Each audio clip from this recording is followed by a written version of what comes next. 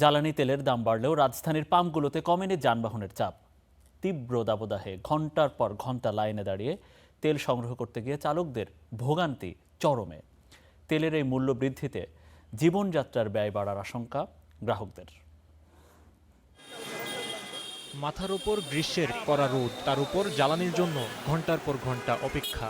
তীব্র গরমে দীর্ঘ অপেক্ষায় অসুস্থ হয়ে পড়ছেন অনেক চালক। তবুও শেষ নেই এই অপেক্ষার। রোববার থেকে বাড়তি দামে তেল কিনছেন গ্রাহকরা।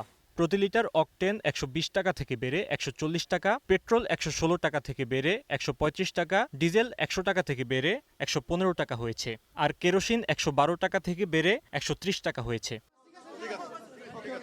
মধ্যপ্রাচ্যে যুদ্ধ পরিস্থিতির কারণে সরকার দাম বাড়াতে বাধ্য হয়েছে বলে জানিয়েছেন জ্বালানি মন্ত্রী। এটা করতে বাধ্য হয়েছি আমরা, কারণ এটা বৈদেশিক মুদ্রাতে কিনতে হয় এবং সেটা যাতে কিছু বেরিয়ে আমরা স্বর্ণীয় লেভেলে থাকতে পারি সেই ব্যবস্থা করেছি। দাম বাড়লেও পাম্পগুলোতে যানবাহনের চাপ কমেনি, বরং বাড়তি দাম নিয়ে সাধারণ মানুষের মধ্যে দেখা গেছে তীব্র অসন্তোষ। ক্রেতারা বলছেন রোদে পুড়ে বেশি টাকা দিয়ে তেল কেনা যেন এখন দ্বিমুখী যন্ত্রণা।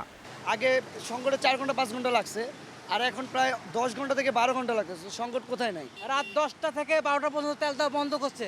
কি জন্য? কারণ জানেন ভাই, তেলের দাম বাড়িতে 20 টাকা করে 1 লিটার প্রতি। সবাই ভাবছিল যে হয়তো তেলের দাম বাড়ছে, এই জন্য হয়তো যাদের কাছে আছে ওরা আর স্টক করবে না, কিন্তু এটা তো এরকম হয় নাই। তো আলটিমেটলি তো আমাদের তো এটা ভোগান্তি ছাড়া তো আর কিছুই হইতেছে না।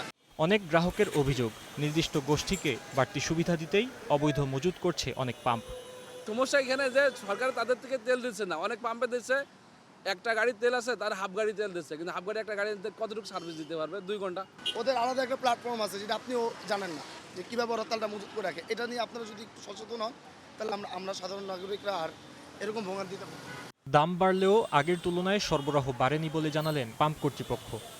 আমিও তো সরকারকে পেওয়াটার মাধ্যমে জ্বালানি উত্তোলন করছি, কাস্টমার তো টাকা দিয়ে নিচ্ছে, তাহলে তার একটু বরাদ্দ বাড়ানো যদি যেতে পারে, তাহলে বারবার যদি না আসা লাগে, সেক্ষেত্রে লাইনটা কমে যাচ্ছে। তো গ্রাহকদের প্রত্যাশা, জ্বালানি খাতের অব্যবস্থাপনা রোধে প্রশাসন যেন কঠোর নজরদারি নিশ্চিত করে। Fahim Yusuf, star news, Dhaka.